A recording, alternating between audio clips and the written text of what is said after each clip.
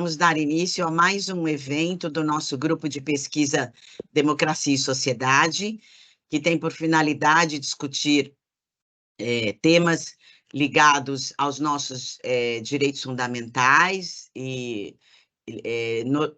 notadamente, ligados ao direito processual.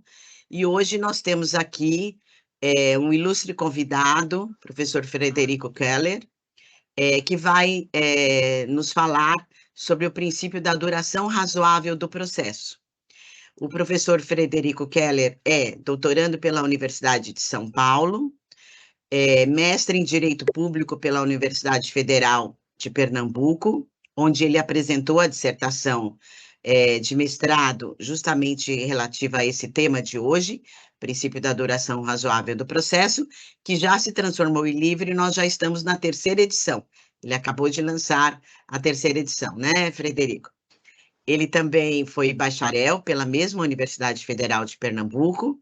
Ele é juiz federal, instrutor no Superior Tribunal de Justiça, juiz federal do Tribunal Regional Federal da 5ª Região, com lotação na 2ª turma recursal da Seção Judiciária de Pernambuco, professor adjunto do curso de graduação em Direito da Universidade Federal de Pernambuco, professor de mestrado profissional da Escola Nacional de Formação e Aperfeiçoamento dos Magistrados, ENFAM, membro fundador e agora vice-presidente da Associação Norte-Nordeste dos Professores de Processo, a ANEP, e além do livro que eu comentei, que é tema do nosso, hoje o nosso tema, ele também é autor de vários textos e livros.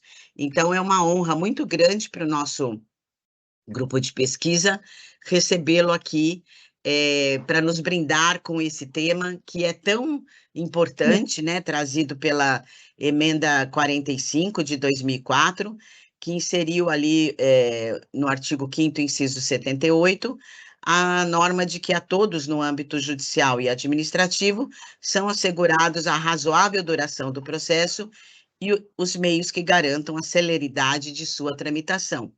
Trata-se de um conceito vago, né, e o professor Frederico terá essa tarefa de nos esclarecer exatamente o que significa a razoável duração do processo, porque para uns, por exemplo, os nossos clientes, pode ser um mês, né? Ah, está demorando muito se o processo passou de um mês.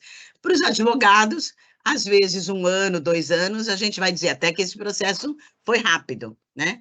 Então, o que será que significa essa duração razoável do processo? Será que é mais importante a celeridade? Ou será que a gente pode deixar de lado a rapidez para ter um processo em que todas as nossas garantias e direitos fundamentais sejam preservados? Essa é a dificuldade aqui desse tema, e é com essa dúvida que eu passo a palavra ao querido professor Frederico para a sua exposição. Desde já, agradecendo por ter aceitado o nosso convite prontamente e estar aqui conosco. Muito obrigada, viu, professor Frederico? Passo a palavra, então. Bom dia a todas e a todos. Eu que agradeço a professora Arlete Aureli pelo convite, que ela me fez lá na competição brasileira de Direito Processual do IBDP, onde nos encontramos. E é um prazer estar aqui para falar para o grupo de pesquisa do CPC Democracia e Sociedade da PUC de São Paulo. E eu já começo pedindo desculpa, né, por termos desmarcado semana passada, culpa toda minha, eu estava doente e não consegui mesmo, não tinha voz e não tinha condições de falar. E aí adiamos para hoje e estamos aqui com vocês, né?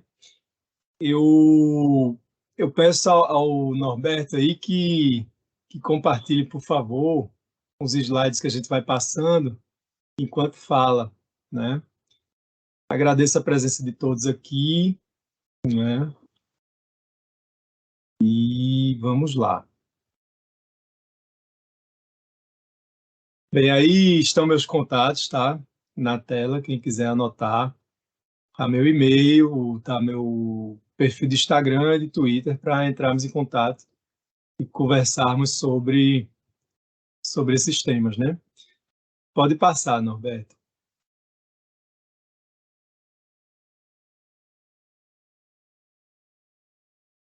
Vamos lá. Então, esse tema, como a professora mencionou aí, foi o tema da minha dissertação de mestrado lá nos idos de 2008, e aí virou o livro em 2009, né, chamado A Razoável Duração do Processo. E esse livro ele já está aqui na terceira edição, que acabou de ser lançado, né? Então aqui, ó, até vou mostrar para vocês aqui a primeira edição aqui do livrinho, como era. Ele era assim, fininho e pequeno, né? Foi crescendo na segunda edição aqui, e agora, para vocês terem ideia, olha como ele está aqui, ó, bem maiorzão, assim. Mal cabe na tela, ó, e está bem mais grossão, né? Então, assim, o livro, eu também só sou eu culpado de ter demorado para lançar a terceira edição, né? Ele estava esgotado desde 2013. Então, a segunda edição foi lançada em 2013, esgotou no mesmo ano, após a segunda tiragem. E aí eu fiquei de lançar a outra edição. Daí veio o CPC novo em 2015 e vieram as atribuições. Fui convocado para Brasília para ficar no STJ e realmente fiquei sem conseguir atualizá-lo. E aí depois eu voltei e esse ano eu finalmente consegui. Aí o livro está todo reescrito e depois eu detalho mais sobre ele, né? Mas vamos falar do tema aqui. Vejam, a professora introduziu muito bem aí essa questão de ter que definir o que é razoável duração do processo. Por quê? Porque o tempo é algo relativo, né? Já se falava ali, Einstein brincava, o tempo passa super rápido quando você está beijando a pessoa que você ama, né? Ou passa super devagar se você estiver sofrendo alguma atividade entediante, ou fazendo algo ali maçante. E também aqui no processo há diferentes perspectivas. A primeira coisa também que é importante anotar é o seguinte: muitas vezes a gente contrapõe tempo e processo como se o ideal fosse algo super rápido, né? O tempo fosse o mínimo possível, o desejável, mas não é assim, tá? Por quê? Porque, na verdade, e isso é muito fácil de perceber hoje no chamado tribunal das redes sociais aí, né? Em que o tempo é mínimo. Saiu um vídeo ali, já está todo mundo julgando a pessoa, condenando, às vezes não se ouve a outra parte, né? Você vê uma imagem e já todo mundo está julgando, cancelando a pessoa, sem o devido contraditório, tá? Sem o devido processo legal. O tribunal das redes ele é o mais rápido que tem e muitas vezes o mais injusto, né? Os julgamentos ali são, depois quando a gente vai ver os detalhes, aí, poxa, não foi bem assim, né? Só que aí a pessoa já foi condenada nas redes, já foi banida, ou já foi trollada, cancelada, enfim, já teve sua honra ali maculada, né? Então, na verdade, quando a gente fala em razoável duração do processo, o Constituinte ele foi muito feliz ao erigir esse termo, ao invés de falar em celeridade, por exemplo. Não é celeridade a todo custo. Tem processos que eles têm que demorar mesmo. É um processo que seja uma ação de improbidade, uma ação civil pública coletiva ali, com vários réus ou vários autores, uma matéria complexa. Isso não é para ser julgado rápido, ele tem que naturalmente demorar. O ideal é que não demore muito, né? Mas que tem que ter um tempo adequado, sim, e não necessariamente rápido, tá? Como a gente brinca aqui em Pernambuco, não é feito caldo de cana, né? Que faz na hora e já sai ali, tá? Então, o processo numa ditadura, por exemplo, pode ser ultra rápido. Você pega no mesmo dia, julga, condena, mata a pessoa e não quer dizer que aquilo ali foi justo e adequado, tá? Então tem que sempre se preocupar com isso. Veja, também não é algo novo, é algo muito antigo. No livro eu já abordo isso desde a primeira edição, desde o século oitavo que se fala nisso. O imperador Carlos Magno ele tinha um edito muito interessante que dizia que o juiz que ocasionasse a demora irrazoável do processo teria que hospedar a parte prejudicada na sua casa, né? Ainda bem que não é mais assim hoje em dia, que senão a gente que está no judiciário tava em maus lençóis, não ia caber na casa da gente. Mas assim, é só para demonstrar que essa preocupação é muito antiga. Então, também temos aquela bula do Papa Clementino, né, a bula Clementina Sepe, que é também é do século XV, que já falava no direito canônico, já condenava a irrazoável duração do processo, e em vários séculos a gente vê aí, tanto na literatura como na própria área jurídica, menções à demora do processo. Outro ponto é que não é só do Brasil o problema. A gente aqui no Brasil, a gente tem um certo complexo de vira-latas, tudo a gente acha que é ruim. Em alguns pontos não é. Por exemplo, se a gente pegar o processo eletrônico nosso, é dos mais avançados que tem. Eu lembro uma visita que eu fiz no Tribunal Europeu de Direitos Humanos e era tudo em papel lá. Super formular, o direito todo formal, né? E enquanto a gente está aqui no processo eletrônico, 100% quase tudo já digitalizado e tramitando de forma eletrônica e muito mais rápida. Tá? Então, assim, não é uma preocupação só do Brasil, é uma preocupação que aflige outros países também e outros países da Europa também. Na verdade, onde a matéria é mais bem tratada é na Europa. Então, muito do que a gente trata aqui, a gente foi buscar lá, no direito europeu. O Tribunal Europeu dos Direitos Humanos, ele já julga essa matéria há várias décadas, desde a década de 50, pelo menos. Nós temos condenações de vários estados europeus pela, pela, pela demora dos processos, né? Quem são os campeões aí de condenação? É a Itália, é o maior campeão. Aí depois vem Portugal, vem Espanha, mas também, eu acho que tem um microfone aberto, gente, aqui. Deixa eu ver se eu... Ah, consegui achar e fechei, pronto. Vejam, não são só esses países, não. Agora, por coincidência, esses foram que mais nos influenciaram, né? Até na questão do processo. Nosso processo é muito embasado no processo italiano, no processo português, mas também temos no Tribunal Europeu de Direitos Humanos as condenações da Alemanha, da Áustria e de vários outros países, tá? Norberto, pode passar para a próxima aí, por favor. Então, vejam, para nós aqui no Brasil, quais são as consequências lá da inclusão que a professora Arlete mencionou do princípio da razoável duração do processo no artigo 5º, inciso 78? Essa inclusão foi com a emenda 45, 2004, a reforma do Poder Judiciário. Quais são as consequências? Tem várias consequências. Aí eu listo algumas aí para a gente conversar. Veja, primeiro, cada vez mais se usa esse princípio como razão de decidir, como ratio decidendi, como fundamento de uma decisão judicial. Aqui eu coloco 2 exemplos apenas, mas temos vários. No livro a gente trata de vários exemplos. Mas 2 exemplos aqui, do STF, 2 habeas corpus aí, que eu coloquei a numeração, em que se expressamente se solta o réu, o impetrante do habeas corpus, com base na razoável duração do processo, na lesão à razoável duração do processo. Agora, outro caso bem mais recente é esse RE que eu coloquei aí, que é aquele caso que era o tema 1066 do Supremo, repercussão geral. O Supremo conseguiu fomentar ali um acordo do INSS com os entes coletivos. Estou vendo aí na plateia gente que atua na área previdenciária, a doutora Núria, por exemplo, Sobral está aí. E veja, nesse caso houve um acordo em que se fixou prazos para o INSS apreciar os requerimentos administrativos. Então tem lá prazo de 90 dias, 60 dias e tal. E isso foi feito com base na razoável duração do processo. E esse acordo é muito importante. Na Justiça Federal, eu já retornei do STJ agora para a Justiça Federal, coisa que a gente mais pega é isso, é mandado de segurança do segurado contra o INSS, alegando excesso de prazo, ferindo o acordo nesse RE. E a Justiça tem deferido, tem mandado o INSS julgar, e tem julgado. Tá? Isso é totalmente embasado na razoável duração do processo.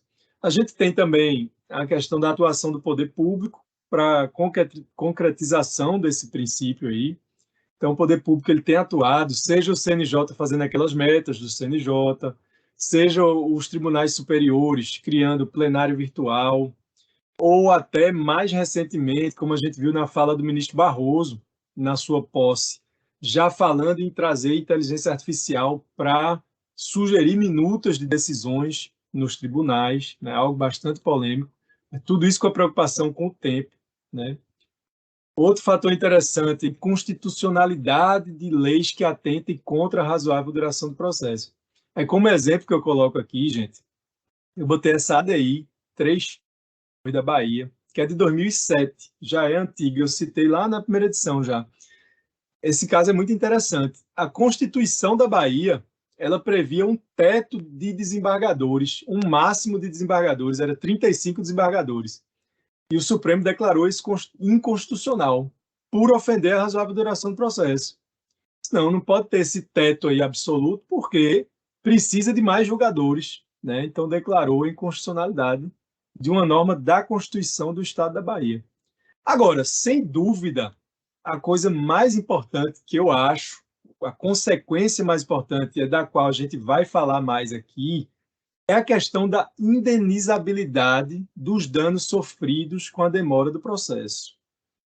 Isso aí, como eu coloquei, já é muito comum ali na Europa desde a década de 50, então tem quase 100 anos de tradição, de condenar financeiramente os Estados-membros europeus a pagar indenizações para as vítimas da demora do processo. E isso tem se tornado também já comum e tradicional na Corte Interamericana, à qual o Brasil é sujeito, e o Brasil já teve 6 condenações disso, que eu vou tratar aqui também brevemente. Tá?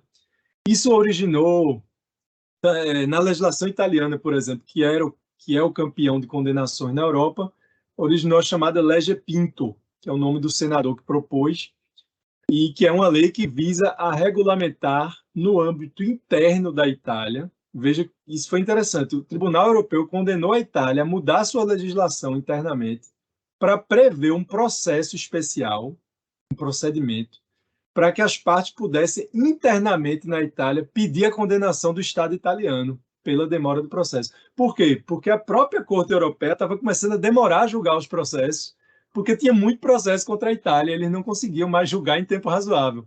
Aí, com isso, eles conseguiram fazer com que, antes dos cidadãos italianos irem à Corte Europeia, que eles fossem ao judiciário italiano buscar a condenação. Né? E aí a gente vai ver um caso aqui que foi julgado em 2018 no STJ, gente. Então a gente já tem, e isso é muito bacana, porque eu pude acompanhar isso. Na primeira edição do livro não tinha nenhum caso no Brasil de condenar o Estado brasileiro pela demora do processo. E agora a gente tem. Na terceira edição eu trato um tópico só disso, né, que é um recurso especial do STJ que trata da condenação do Estado do Amazonas. Ele foi condenado pela demora na tramitação do processo. Tá? Norberto, pode passar, por favor, para o próximo? Então, aí a gente chega naquela questão que a professora Arlete já mencionou ali no começo. Como é que a gente vai fixar o que é o tempo razoável? Veja, por que a gente tem que fixar isso? Poxa, se a gente está falando em indenizar pela demora, a gente tem que estar aqui, tem que ter um consenso mínimo ali do que é um tempo razoável ou não, para saber se vai caber indenização. Então, assim, inicialmente, o que a doutrina tentou fazer? Tentou somar os prazos. O CPC não fixa prazo, para contestação tem 15 dias, tal, para proferir decisões são 10 dias, despacho 5, então pegar os procedimentos e somar esses prazos para ver qual seria o prazo razoável. Essa ideia aí não deu certo. Por quê? Porque isso aí não leva em conta as situações concretas. Esses prazos, gente, eles são, a gente sabe, muitas vezes impróprios, né, para os magistrados. Não quer dizer que os magistrados vão conseguir despachar todos os casos em 5 dias ou proferir decisões e sentenças lá no prazo que o Código fala. Então, isso aí não seria realista fixar esses prazos. Aí, gente, a gente tem que beber na fonte de quem tem mais experiência. O Tribunal Europeu de Direitos Humanos, ele adota alguns elementos que servem para fixar, em concreto, se houve ou não lesão à razoável duração do processo. Aí, quais os elementos que ele adota? Ele adota 4 elementos. Primeiro, a complexidade do litígio. Então, vejam só que aqui não se fixa em abstrato. Porque a ideia inicial é, não, um processo de uso capião vai demorar 200 dias. Um processo de pensão alimentícia dura 100. Não dá para fazer isso. Cada processo é um processo. Então, assim, como é que o Tribunal Europeu faz? Complexidade do litígio. O que é a complexidade do litígio? Poxa, se tem litisconsórcio ativo, se tem litisconsórcio passivo, a matéria envolvida, é muito mais fácil você julgar um caso previdenciário repetido, uma tese de direito, do que você julgar um caso que vai ter que ter perícia, ou você julgar um processo estrutural, por exemplo, que tem que ter, às vezes, várias perícias, ouvir várias instituições. Então, assim, tem que ver a complexidade do litígio, isso vai variar de caso a caso. A gente tem que ver também a conduta pessoal da parte lesada. A parte lesada é quem? É aquela pessoa que está acionando o Estado, ou no âmbito interno, ou no âmbito internacional, pedindo a condenação pela demora. Aí o que a gente averigua? Se essa parte aí, se ela concorreu para demorar mais o processo, ela procrastinou ou não, ela foi proativa, isso tudo tem que ser examinado, né? Então tem que ver também a terceiro elemento, a conduta das autoridades envolvidas no processo.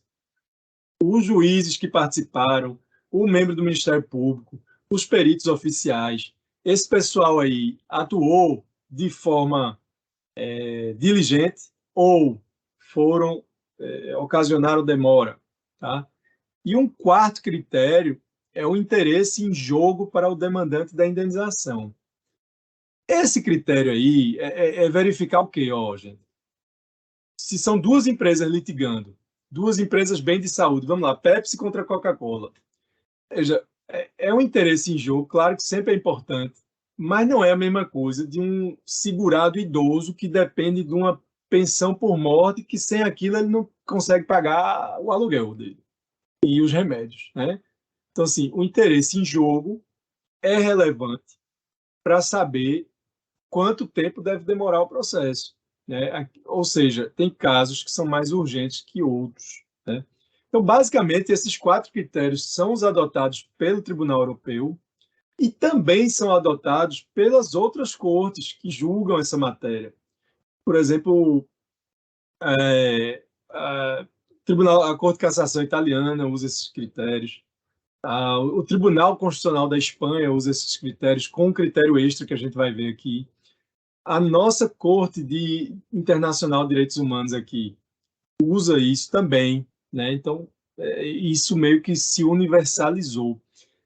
Aí eu anotei aqui para a gente falar, esse critério que é adotado só na Espanha. A doutrina espanhola trata dele e o Tribunal Constitucional da Espanha adota esse critério aqui, que é o critério das margens ordinárias de duração dos litígios. O que é isso? Veja, lá na Espanha, eles fazem o seguinte juízo. Eles pegam, esse processo aqui é um processo de servidor público pedindo reajuste contra o seu empregador. Quanto dura normalmente um processo desse? Então, qual é a margem ordinária de duração do processo desse tipo? E aí, para saber se houve ou não uma duração razoável, comparar-se-ia com essa duração média desses processos. Grande parte da doutrina critica esse critério e só é adotado lá na Espanha. Por que se critica? Porque se no Brasil a gente adotasse isso, por exemplo, a gente poderia gerar um standard, um padrão negativo, um padrão ruim, né? Porque assim, se a média for 5 anos de um determinado tipo de processo, não quer dizer que agora a gente deve transformar isso num padrão, numa régua, né? Então, esse critério, a meu ver, por exemplo, não deveria ser adotado aqui no Brasil, tá? E, gente, só repetindo, eu não estou tratando, isso é muito abstrato, tal. O STJ julgou um caso desse e adotou esses critérios aí, tá? Mas aí, vamos lá. Pode passar, por favor, Norberto. Próximo aí. Aí, gente, a gente chega aqui na parte da Corte Interamericana de Direitos Humanos. Eu dividi em 2 slides. Vejam, primeiro, tem essa recomendação do CNJ, essa recomendação 123, númerozinho bom, né? 123 de 2022, que trata da observância dos tratados e convenções internacionais e da jurisprudência da Corte Interamericana. Olha, isso é uma recomendação. A gente sabe que a recomendação ela não tem força normativa, é uma sugestão. E por que o CNJ baixou isso? Ela não inovou, não, gente. Olha, já existia a necessidade de observância de tratados e convenções internacionais, já existia. E também da jurisprudência da Corte Interamericana. Mas a gente sabe que não é comum a gente estudar isso, nem estudar, e também não é comum a gente seguir isso.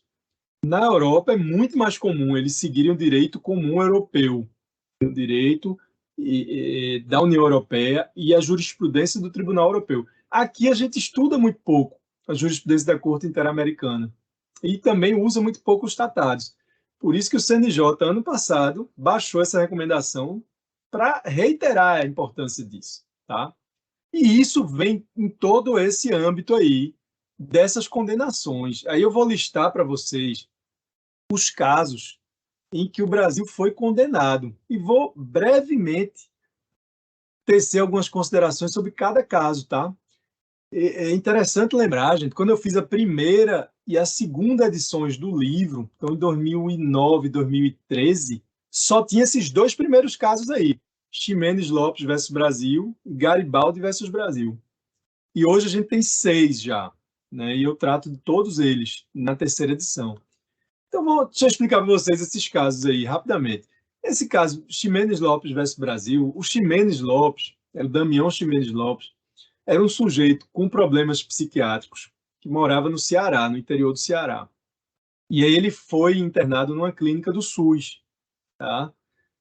E depois constatou-se que ele veio a óbito e constatou-se que foi por causa de maus tratos na clínica e tal. Aí a família dele acionou o Estado, né?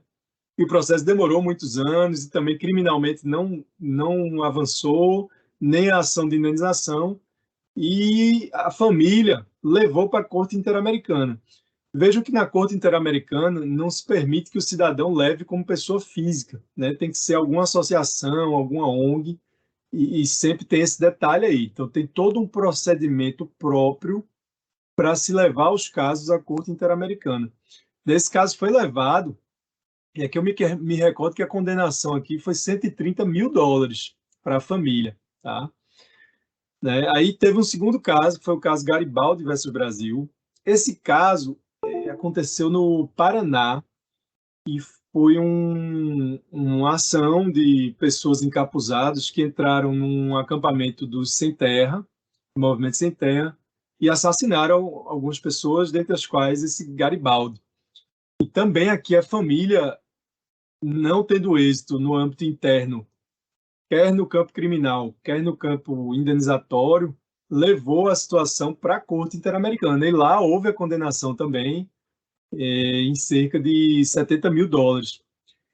Esse terceiro caso aqui já foi mais recente e a Corte foi bem mais rigorosa nesse caso. Vejam a evolução, tá? Esse terceiro caso é dos trabalhadores da Fazenda Brasil Verde contra o Brasil. Brasil Verde era o nome da fazenda. Na verdade, foi o primeiro caso aí de redução à condição análoga de escravo, no âmbito que o Brasil foi condenado no âmbito internacional. Essa Fazenda Brasil Verde submetia os trabalhadores a condições análogas à escravidão, apreendia a CTPS deles, eles eram forçados a comprar comida lá no barracão, terminavam devendo mais do que ganhavam, então virou trabalho escravo, né? Eles viviam praticamente presos, com capangas lá, armados, trabalhando. Um belo dia isso foi descoberto e também foi necessário levar à Corte Interamericana, e aí as indenizações foram bem pesadas, variou entre $30 a $40 mil por família, tá? Por vítima. E foram várias vítimas aí, tá? Então foram dezenas de vítimas. Então a condenação foi milionária do Brasil, né? Aí você diz, poxa, mas quem cometeu o ilícito foi a Fazenda, né? Mas veja, gente, aqui, claro que tem que se responsabilizar a Fazenda, porém, o Brasil ele não correspondeu na prestação jurisdicional. Ele não conseguiu punir criminalmente os criminosos e nem conseguiu dar a indenização para as famílias. Então, por isso que se foi à Corte Interamericana e a Corte condenou o Brasil. Tá? As condenações não são só financeiras, não, gente. As condenações, eu estou falando da parte financeira porque a gente também não tem todo o tempo para estar tratando com detalhes. Mas é uma condenação que envolve, por exemplo, lá no caso, no primeiro caso que eu falei, do caso Ximenes Lopes, determinou-se que o Brasil melhore o tratamento psiquiátrico no SUS, né? E em todos esses casos aí, se determinou que fosse publicada a sentença condenatória internacional na íntegra, nos jornais de grande circulação. Então, assim, em cada caso desse, há a indenização da vítima direta, mas há também uma tentativa de melhorar a situação do próprio serviço público no Estado membro, certo? Pode passar para o próximo, pode voltar para o próximo, Norberto. Pronto, o próximo caso é dos empregados da fábrica de fogos de Santo Antônio de Jesus e seus familiares contra o Brasil. Esse caso é muito triste também. Era uma fábrica de fogos na Bahia, uma fábrica clandestina, em que a maioria dos trabalhadores eram mulheres e crianças, e eram quase todos afrodescendentes, né? Então, assim, o que acontecia? Uma fábrica clandestina e crianças trabalhando, e um belo dia houve um acidente, explodiu a fábrica de fogos, e houve 64 vítimas, tá? Então, assim, dezenas de pessoas morreram, outras tantas ficaram feridas. Mais uma vez, não se conseguiu punir nem criminalmente, nem civilmente os responsáveis, levou-se à Corte Interamericana e houve também aqui uma condenação pesadíssima dos envolvidos, né? Aqui, nesse caso, foi cerca de $100 mil por vítima. Você calcula aí, né? 64 vítimas vezes $100 mil, mais ou menos. Isso variava quando era criança, tinha um adicional e tal.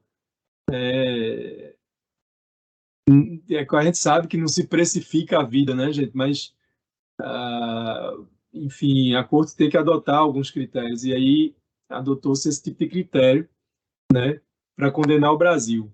Tá? Outro caso foi o caso Barbosa de Souza e outros versus Brasil. Barbosa de Souza, o nome da pessoa é Márcia Barbosa de Souza. Ela foi vítima de assassinato e foi aí um primeiro caso de feminicídio. Tá? Quem a matou foi um deputado acho que foi da Paraíba, né? Que era amante dela, né? Ela era amante dele, ele terminou matando ela. E o caso também teve testemunha e tudo, então era um caso que, assim, infelizmente, não andou pela questão da influência política da pessoa, né? Que conseguiu barrar o processo, apesar de ter provas robustas de quem era o assassino. Também teve que levar para a Corte Interamericana, que terminou condenando o Brasil. Tá? E o último caso foi o caso Gabriel Salles Pimenta versus Brasil. Esse caso aqui era um sindicalista, também ligado a movimentos sem teto e sem terra, que, por causa de uma briga na justiça, então veja como a coisa é grave, né? Era um caso que já envolvia a ação judicial, uma ação possessória, que eles conseguiram êxito nesse movimento aí, e aí as pessoas que estavam descontentes com isso terminaram mandando matar esse líder sindical, e mais uma vez o Estado brasileiro não correspondeu com a sua função de proteger seus cidadãos e dar a resposta jurisdicional adequada. E aí foi condenado na Corte Interamericana. E aí, gente, um detalhe, tá? Algumas coisas que eu queria falar. Primeiro, o Brasil, em todos esses casos, ele pagou as condenações, tá, gente? A Corte Interamericana, ela não tem uma instância, não tem para quem recorrer depois, né? E o Brasil, é um prazo de 1 ano, normalmente, que eles dão, e o Brasil paga, tá? Então, o Brasil sempre pagou. Por quê? Porque o Brasil é um membro da comunidade internacional preocupado com sua imagem. O Brasil tem seus pleitos aí, por exemplo, de integrar o Conselho de Segurança da ONU e a OCDE e tal. Então, o Brasil se preocupa muito com sua imagem internacional E isso mancha a imagem, né? Todas essas condenações aí mancham a imagem do Brasil. E aí vocês podem dizer, poxa, professor, mas como é que o nosso país responde por uma coisa que ou foi uma fazenda que fez, ou uma fábrica clandestina de fogos, ou um político matou uma pessoa? O que que tem a ver? Por que que a gente vai pagar isso, né? Porque, na verdade, é o nosso dinheiro, é o dinheiro do público todo. Mas veja, gente, é porque isso aí é o único jeito de estimular o Estado brasileiro, seja pela questão financeira, seja pela mancha na credibilidade brasileira na comunidade internacional.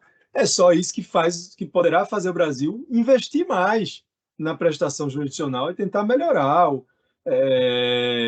também a persecução criminal, né? Investir nos órgãos na polícia investigativa e tal, tá? Para tentar mudar esse quadro aí, né? Então, é algo que não pode simplesmente a gente dizer, não, o Brasil não julga em tempo razoável, mas isso não tem consequência nenhuma, né? Então, eu, por exemplo, eu apoio isso, eu acho que está certo. Se o Brasil não consegue julgar de forma adequada, ele tem que ser condenado. E eu falo isso com tranquilidade, tá, gente? Eu sou juiz, né? Então, óbvio, poxa, professor, você quer condenar o juiz? Veja, gente, aí calma lá, né? Não é para condenar a pessoa física do juiz, não, tá? Isso é importante de frisar. Porque, veja, o juiz ele responde nos casos previstos na LOMAN, que envolve o quê? Dolo ou fraude.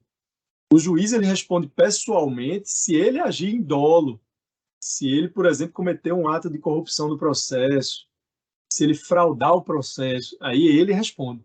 Agora, pela demora do processo, normalmente isso está ligado à falta de recursos humanos, a uma desorganização do Estado. Então, assim, o Estado é que vai pagar, tá? E também essa discussão já houve, tá, pessoal, em vários processos, inclusive no processo que tramitou no STJ, que a gente vai ver logo mais. Houve essa alegação. A advocacia pública costuma alegar isso, tá? É uma coisa que a advocacia pública do Brasil alegou, a advocacia pública da Itália costuma alegar, na Espanha, que é o quê? Olha, o Estado não tem aquela reserva do possível, o Estado não tem recursos. Infelizmente, não é porque a gente quer, não, mas o judiciário não tem recursos e tal. Esse tipo de argumento não tem sido acolhido, nem nos tribunais internacionais, nem no STJ. Tá? Por quê? Porque tem que se investir nisso, tem que se ver que é algo essencial. O Estado Democrático de Direito, um dos pilares é o Poder Judiciário. Por quê? Porque justamente quando o cidadão não consegue ter um serviço público de qualidade, por exemplo, ele vai para o Judiciário. E o Judiciário tem que suprir isso. Aí, se o próprio Judiciário não consegue responder de forma adequada, termina que tem que se adotar alguma medida que faça o governo investir no judiciário, tá? A gente sabe que a chave do cofre fica ali com o executivo, né? E as leis são feitas pelo legislativo. Então, às vezes, o judiciário tem dificuldade de se equipar, mas aí por isso tem que condenar o Estado para que ele tome essa atitude, tá? Pronto, pode passar para o próximo aí, Norberto. Vejam, aí a gente chega na condenação do Brasil. Esse caso é muito importante, tá? É um divisor de águas, esse caso aí. Esse recurso especial, 1.383.776 do Amazonas. Caso de relatoria do ministro Og Fernandes, julgado pela segunda turma, em 6 de setembro de 2018, né? Então, é um caso relativamente recente, tem 5 anos. O que aconteceu nesse caso? Eu vou resumir para vocês, vejam. O caso era o seguinte, era uma execução de pensão alimentícia proposta na Justiça Estadual do Amazonas, tá? Envolvia menores, pensão alimentícia de menores. E, simplesmente, eu me recordo aqui que a ação foi proposta em 2004 e a citação ocorreu em 2007. Demorou praticamente 3 anos para a citação, que era um despacho ali de rotina, né? Então, assim, por isso que a família da pessoa Aí, as menores, representadas pela genitora, entraram com ação contra o Estado do Amazonas, pedindo indenização pela demora do processo.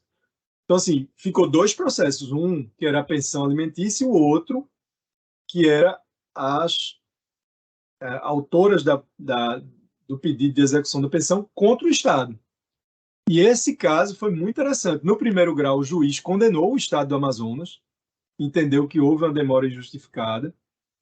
E isso é interessante, gente, porque, veja, é um juiz da vara de fazenda pública, provavelmente, condenando o Estado do Amazonas por uma ação que tramitou com seu colega da vara de família. Então, assim, é algo que, na Itália, por exemplo, é algo para a gente pensar se não é um caso de criar um procedimento aqui diferenciado, sabe? Porque na Itália, por exemplo, quem julga essas causas é o tribunal já, originariamente. Porque para um juiz não estar julgando, não é que ele não vai condenar o outro, mas ele condenando o Estado, mas foi o juiz lá da vara de família que demorou 3 anos. Não por culpa dele, necessariamente, tá? Mas isso pode gerar um certo melindre ou uma certa dificuldade, né, de julgar um colega e tal. Então é algo a se pensar. Aí, nesse caso, o juiz de primeiro grau condenou o Estado do Amazonas a pagar 30 salários mínimos, tá? A quantia que você vê, comparando lá com as condenações da Corte Interamericana, é bem baixa, né? Mas é um início, tá, gente? Eu lembro que atualizar dava uns 50 mil reais isso aí.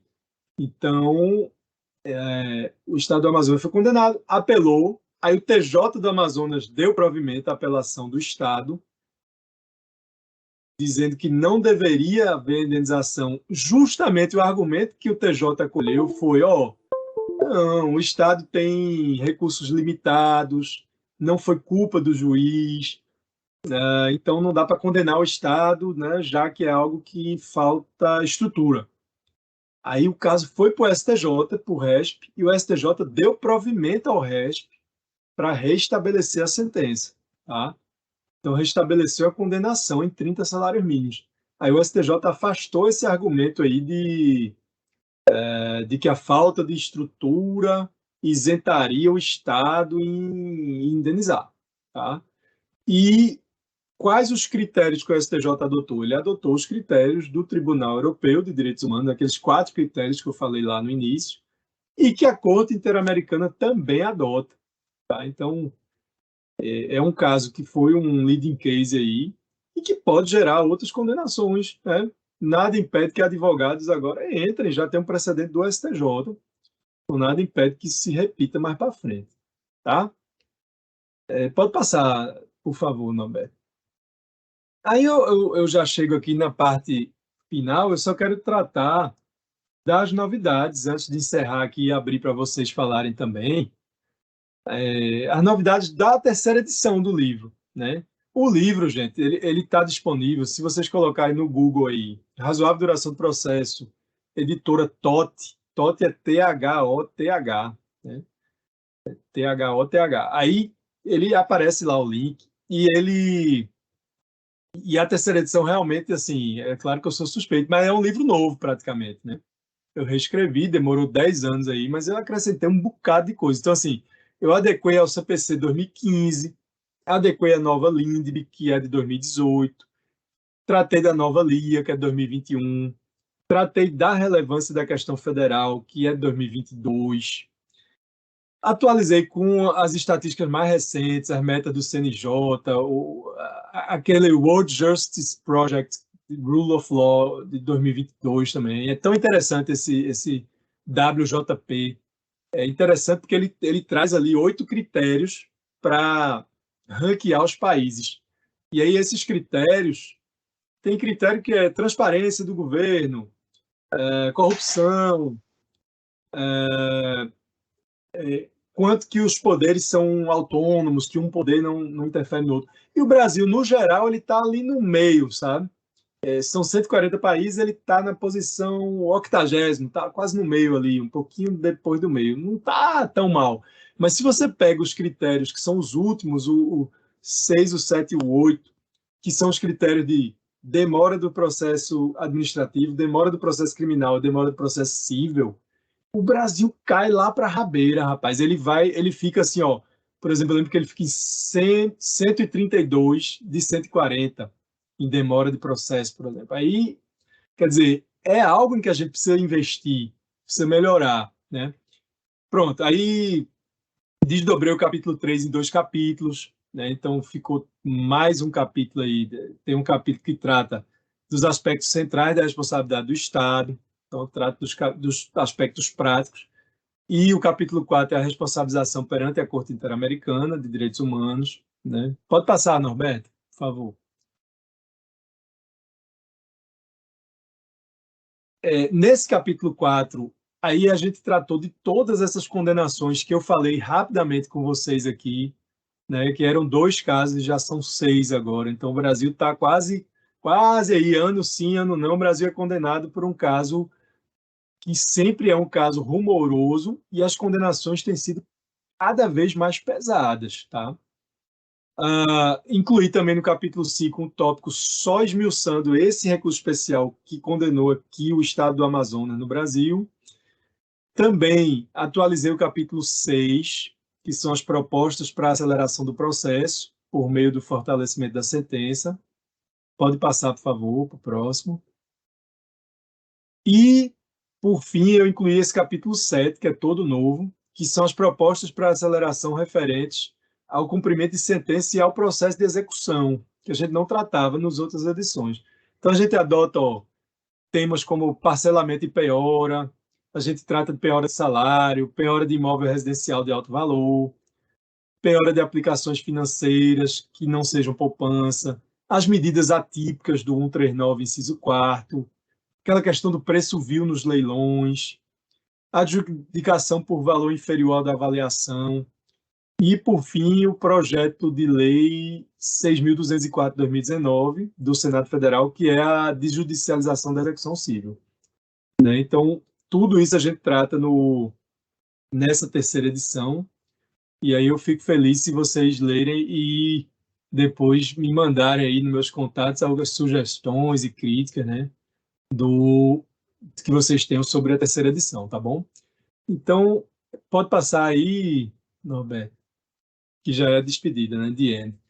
Pronto, eu pode parar de compartilhar, eu fico à disposição aí para quem quiser conversar, ponderar alguma coisa, perguntar, tá? Estou à vontade. Já agradeço aqui mais uma vez o convite. Muito obrigada, Frederico.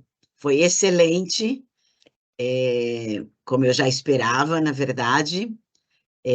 Você trata com muito a fundo, né, com muita profundidade esses temas, né? Esse tema, na verdade, que é muito importante para todos nós jurisdicionados, porque a tendência dos processos é ser morosos, né? Eu acho que aqui no Brasil a gente conseguiu alguns avanços, porque eu já sou antiga, né?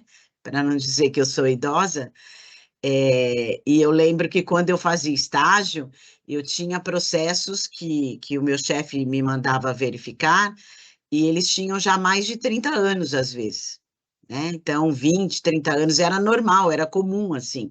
Processo demorar 10 anos era normalíssimo. E hoje em dia não é mais assim, né? Um processo para nós que demora 10 anos, a gente já acha que é realmente muito tempo, né? A gente diminuiu, a gente conseguiu, eu acho, com todas as reformas que foram feitas, né? Não só com o CPC 15, mas as mini reformas, né, que nós fomos fazendo aí já no CPC de 73, eu acho que a gente foi conseguindo ter alguma evolução nessa questão de tornar o processo mais célere, né? E eu acho que ainda a gente não conseguiu. Acho que ainda é moroso o processo. Mesmo no eletrônico, ainda é moroso, às vezes, indevidamente, né? Porque em alguns momentos a gente vê que é necessário. Por exemplo, não vamos deixar de ter as nossas garantias constitucionais preservadas, porque a gente tem que dar celeridade a um processo. Por isso que eu discordo, por exemplo, e até uma questão que eu queria te fazer e ouvi-lo, eu discordo de alguns juristas que dizem que a culpa da morosidade dos processos é dos advogados e seus recursos, que a gente tem recursos demais previstos e a gente faz muitos recursos. E alguns querem, por exemplo, tirar o direito à apelação, dependendo do valor da causa, né? Então, a causa tem aí valor até R$ 5.000, então não teria direito à apelação. Eu discordo, acho que isso é violar o acesso à justiça dessas pessoas, às vezes, que têm alguma causa com valor menor, de menor valor, mas que, para aquelas pessoas, aquilo é muito importante, né? Por exemplo, o que versa direitos do consumidor, alimentos mesmo, né? A pessoa necessita, às vezes, de um salário mínimo para viver, e essa questão, às vezes, depende de apelação. Então, não acho plausível tirar a apelação, o direito à apelação das pessoas que têm alguma causa que o valor é menor do que R$ 5.000, né? Como alguns eu já vi defendendo. Queria, primeiramente, ouvir a sua posição sobre isso. Obrigado, professora, pela colocação aí. Esse tema é muito polêmico, né, professora? Assim, é algo muito sensível e assim, minha posição geral quanto aos recursos, eu acho que a gente tem muitos mesmo. Eu acho que a gente poderia tentar diminuir a quantidade de recursos, né? Porque eu acho que a gente, por exemplo, no sistema de juizados federais, né?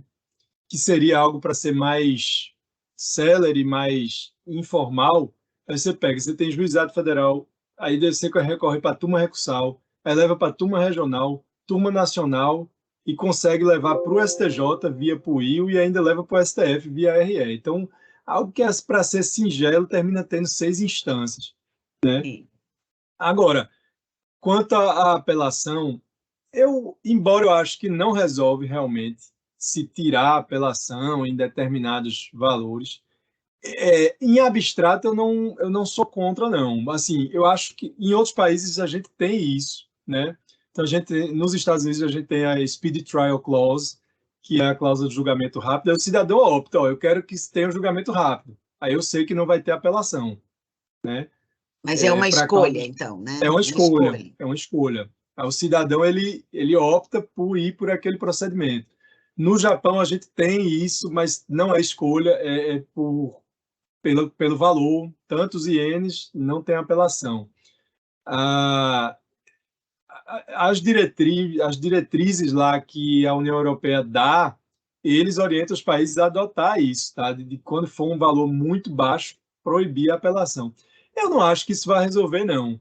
Mas eu também não acho, assim, professora, que o duplo grau seja algo absoluto. Eu não acho por exemplo, seria inconstitucional um processo que fosse julgado num grau só. Eu Não é não mesmo, acho. né? Mas eu acho que assim, tem outros pontos que a gente poderia ter avançado, inclusive no CPC, a questão da apelação ter efeito suspensivo. Pronto, aí eu já acho Sim, né?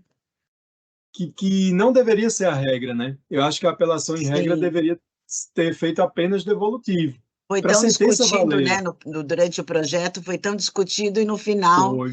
manteve como era antes, né? Eu cheguei a escrever um artigo, professor, que era assim, que no projeto, no início, ele tinha, no anteprojeto ele tinha, né? Tirava o efeito suspensivo. Aí eu escrevi um artigo todo empolgado, que era assim, um grande avanço, 2 pontos, a apelação sem efeito suspensivo. Aí depois mudaram o projeto e acabou-se, né? Mas eu Eu acho que também não esse, por exemplo, entendi. seria um avanço melhor, porque aí valeria a sentença logo, e eu acho que, poxa, se já tem a sentença, já tem um julgamento sobre aquilo, né? Deveria valer algo ali, né? E a parte poderia pedir para retirar o efeito no tribunal, mas não como regra já nascer sem efeito, né? Isso eu Aham. acho que seria mais importante. Teria sido adequado. E eu acho que falta também, às vezes, sabe, Frederico, eu acho que esse é o pior, a pior questão, é o abuso dos recursos, né? Eu acho que Sim, falta, às vezes, fixar multa por litigância de má-fé. Eu vejo isso. muitas vezes que os advogados recorrem sem fundamento nenhum.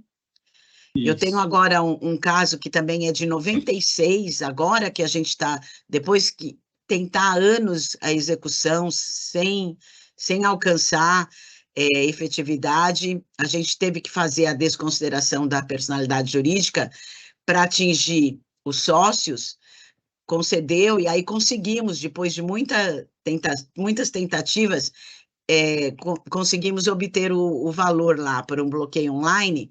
Aí o sócio faz o recurso dizendo que era indevido ter penhorado o, o valor da conta bancária dele, porque ele é só sócio, ele responde subsidiariamente. E ele veio com essa Sim. questão de novo, quando já tem uma desconsideração, que não é para atingir o sócio subsidiariamente, né? Foi feita a Sim. desconsideração. Então, sabe, renova isso, e o tribunal vai discutindo isso de novo, quando a gente está dizendo, olha, já teve a desconsideração, faltaria ali dar uma multa por litigância de má-fé por essa pessoa. Então, eu concordo com você no sentido de que, às vezes, há um abuso dos recursos que são feitos. Não acho ruim ter a previsão dos recursos, acho que é ok, mas eu acho que há um abuso que esse abuso deveria ser punido. E, às vezes, pelo menos aqui em São Paulo, a gente vê que o Tribunal de Justiça ele é muito reticente assim em fixar essas multas, né, para litigância de má-fé, porque é claramente uma litigância de má-fé, né? Sim, com certeza, concordo. Realmente É, os tribunais são muito tímidos nisso, né? Eles não tímidos, costumam essa é a fixar, palavra, é, tímidos. não usam o instrumento que tem, né? Que deveria usar. É, Concordo demais com isso. Eu estou estudando isso no doutorado, inclusive, a litigância de má-fé, e estou estudando com precedentes, né? Porque muitas vezes se litiga legal. contra o precedente de forma sem Sim, propor uma distinção, uma superação sim. e simplesmente fica batendo de frente contra os precedentes, né? É. Isso deveria gerar litigância de má-fé. Agora acho que o Rafael está com a mãozinha levantada, né, Rafael? Olá, professora. Olá, professor, tudo bem? Tudo Tudo jóia. bem?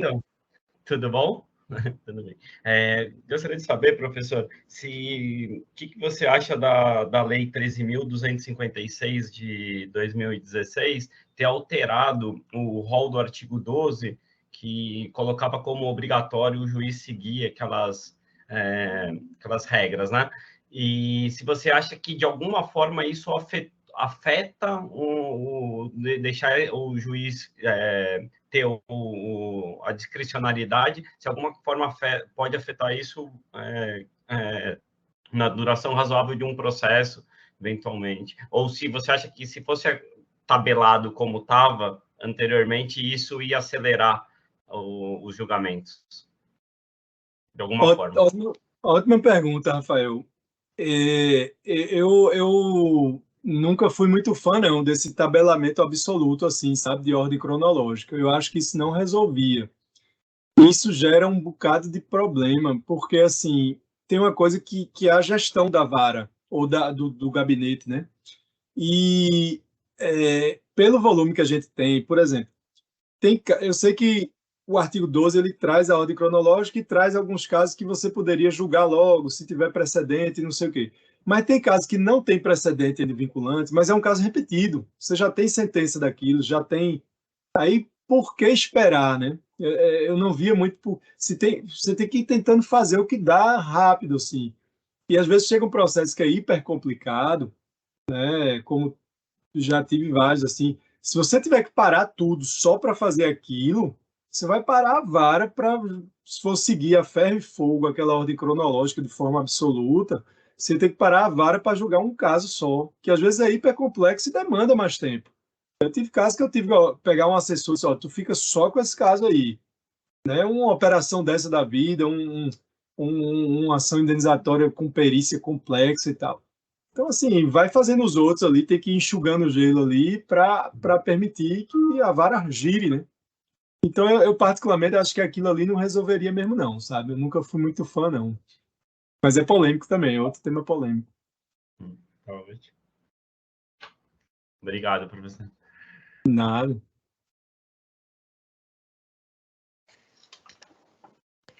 Tá muda, professora. Tá muda, professora?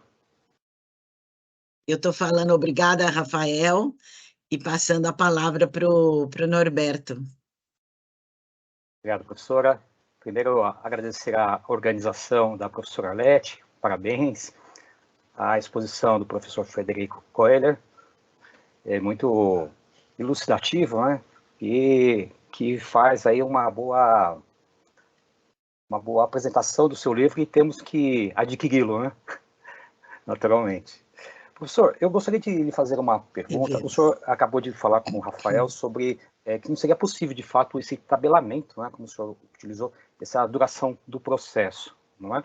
E aí, pergunto, seria possível, seja o Poder Judiciário, já até entendi, já sei a sua resposta, mas eu vou explicar, não é? O Poder Judiciário ou um órgão administrativo definir, parametrizar essa duração razoável? O que seria essa duração razoável? Eu digo isso porque, no projeto de lei, o 641 de 2021, que trata da disciplina da ação civil pública, um dos princípios que norteia a tutela coletiva é a duração razoável da tutela coletiva, com prioridade de processamento e julgamento em todas as instâncias. Esse é o artigo 2º, inciso 4. Já o artigo 34, parágrafo 3º, ele dispõe que regem nos procedimentos administrativos e o inquérito civil os seguintes princípios. Inciso 5. Duração razoável nos termos da regulamentação do Conselho Nacional do Ministério Público e dos órgãos colegiados responsáveis em cada Ministério Público.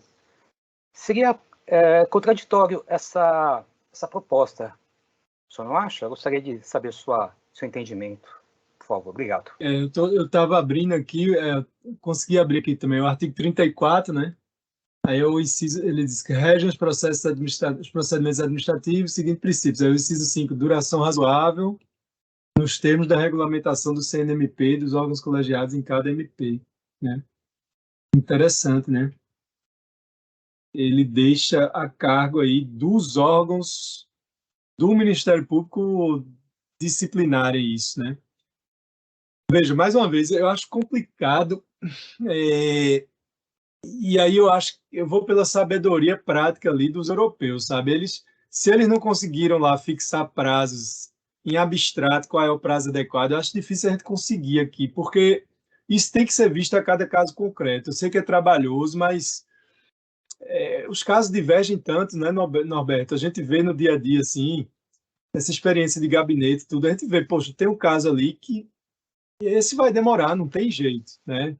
E tem outros casos que dá para fazer rapidão, assim. Então, acho super complicado isso de tentar prever em abstrato prazos. É claro que pode fazer isso para servir como guia.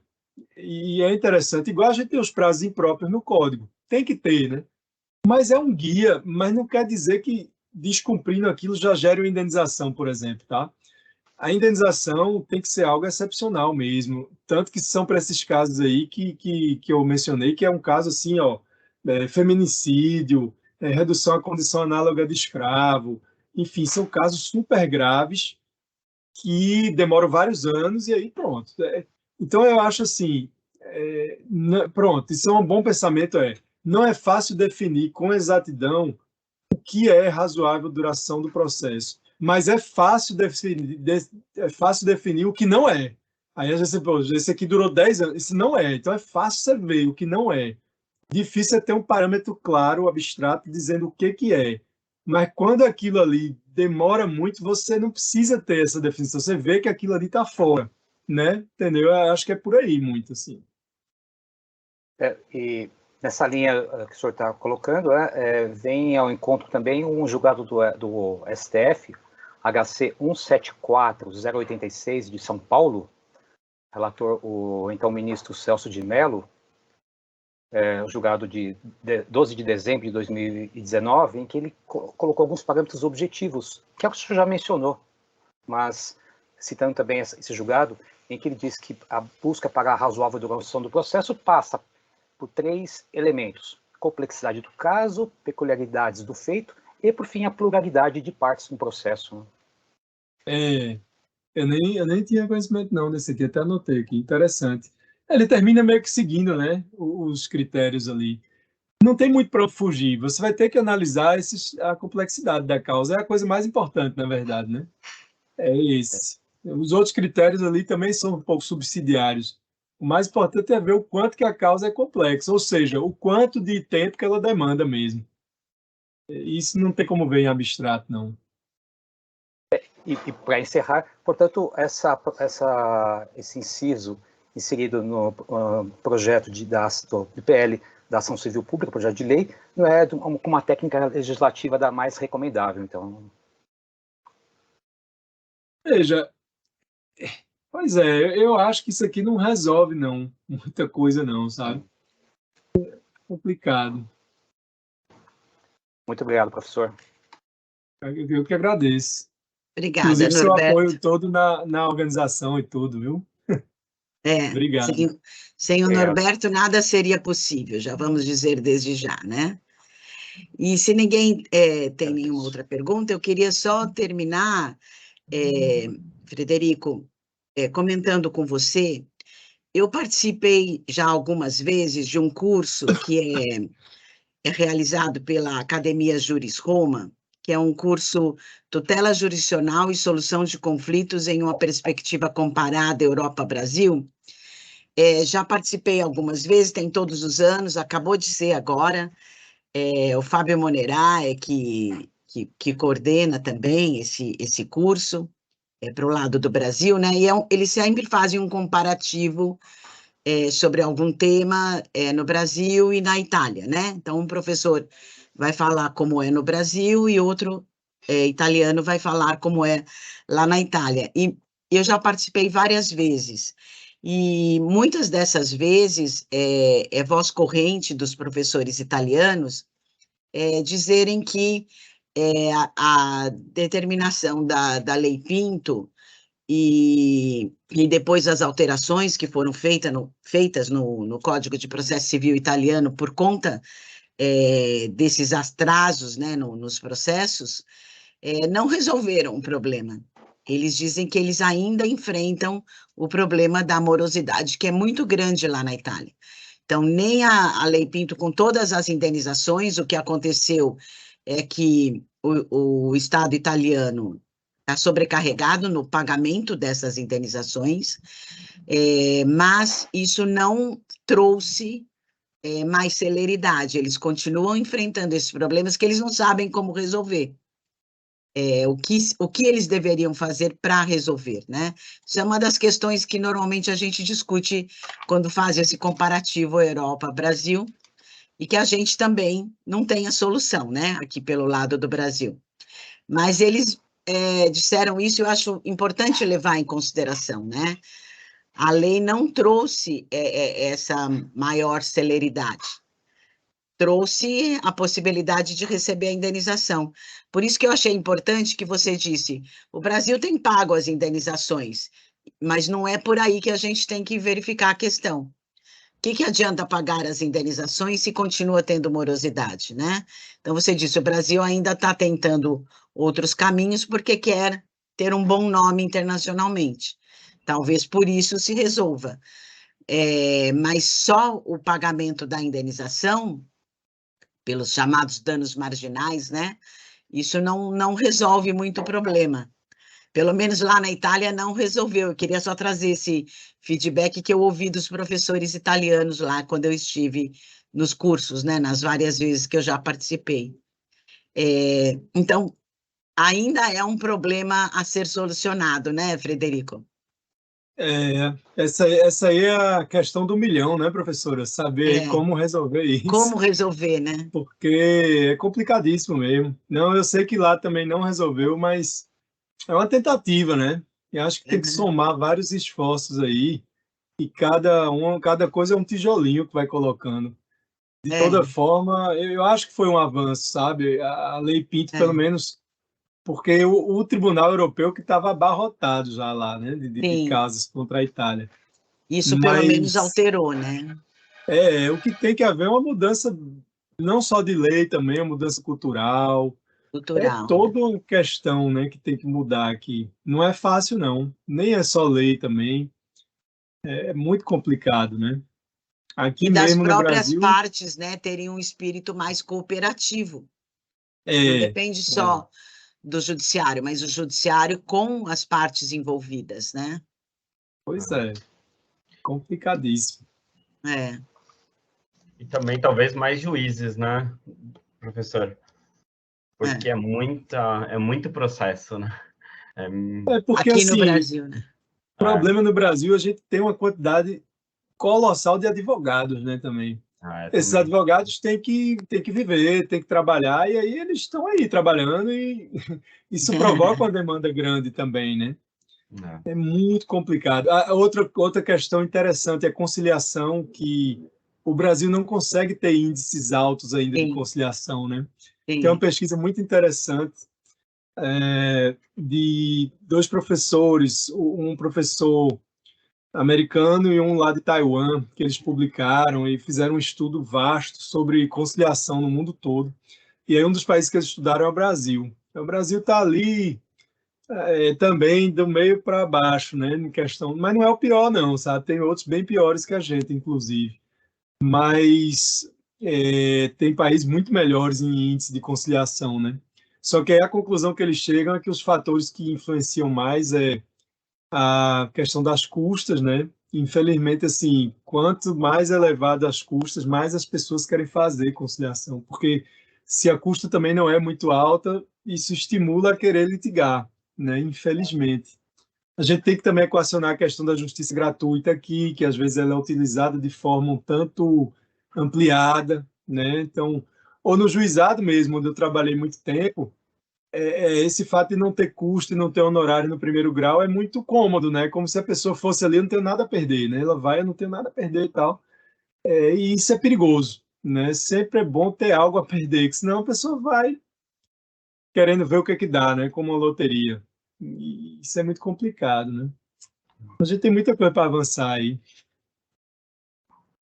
Oi, professora, tá muda, professora. Desculpa. Eu falei que eu já enxergo um pouco diferente. Não acho que o problema é de aumentar o valor de custas ou não dar acesso para essas pessoas que às vezes não tem como pagar, né, essas custas. Acho que não é por aí, porque a gente tem que dar o acesso à justiça. O que acho que é pior é a atitude no processo já sendo realizado, né, como eu falei, com a litigância de má-fé mesmo, atitudes procrastinatórias, esses recursos que não têm fundamento nenhum. Acho que isso tem que ser mais fiscalizado, talvez, e também os advogados mudarem essa cultura de recorrer por recorrer. Eu acho que isso é que tem que, talvez esteja aí o problema, né? Não acho que seja ali na entrada, né? A pessoa poder levar a sua questão para o judiciário, mas sim como ela desenvolve essa questão, esse processo para discutir o direito, né? Eu vejo muito por aí. Eu acho que nós Sim. ainda somos muito falhos, como eu te disse, justamente porque não se fixa muito as multas por litigância de má-fé. Os juízes Exatamente. passam ao largo daquilo. Porque Veja que, pelo menos aqui no escritório, eu vejo muito que os clientes não querem entrar com agravo interno lá no STJ justamente por conta da multa. Então, inibe. Então, a gente prepara o e-mail perguntando, tudo inibe. Talvez se, né, esse procedimento, essa multa fosse adotada nas outras instâncias, né? Talvez inibiria também, e porque assim, vamos recorrer, né? Tipo, vamos tentar e tal. Talvez com a multa você fala, não, peraí, aqui realmente é um risco da gente piorar bem a nossa situação, né?